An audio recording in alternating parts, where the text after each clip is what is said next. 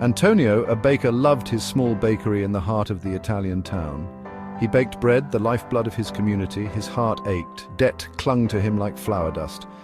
Antonio owed a substantial sum to the town's banker, a shrewd and greedy man named Francesco. Francesco was a man of power and influence. His wealth was as vast as the olive groves that stretched across the countryside. Weeks turned into months. Antonio struggled to repay his debt. Every day the weight of his debt grew heavier.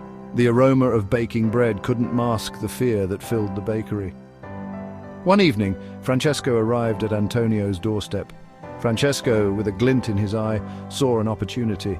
He would use Antonio's desperation to his advantage. "Antonio," Francesco said, his voice smooth as silk, "I have a proposition." Francesco always enjoyed the power he held over people. He smiled, anticipating Antonio's desperation.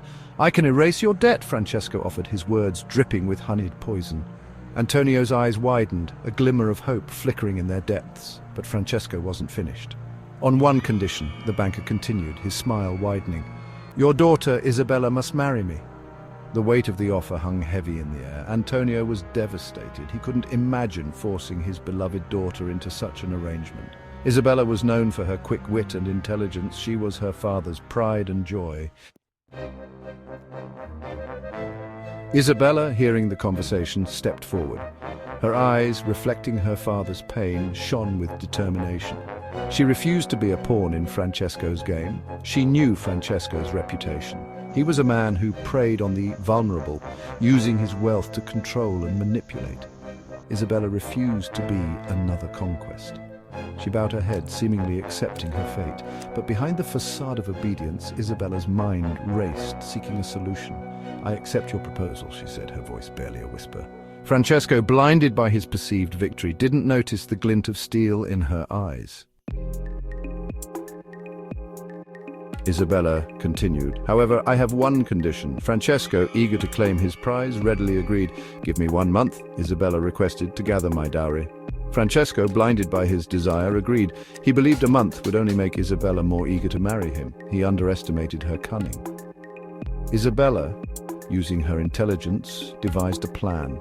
She approached the townspeople not for money but for their stories. She asked them to share their tales of Francesco's wrongdoings. For a month, Isabella collected stories. She documented every unfair deal, every instance of manipulation, and every act of cruelty. This information was her true weapon. At the month's end, Isabella stood before Francesco. A crowd gathered. She presented him with her dowry, not gold or jewels, but a bound book detailing his misdeeds. The crowd gasped, their whispers filling the town square. Francesco's face contorted in rage and fear. His carefully constructed facade of respectability crumbled before him. Isabella, with a triumphant smile, had outsmarted the banker.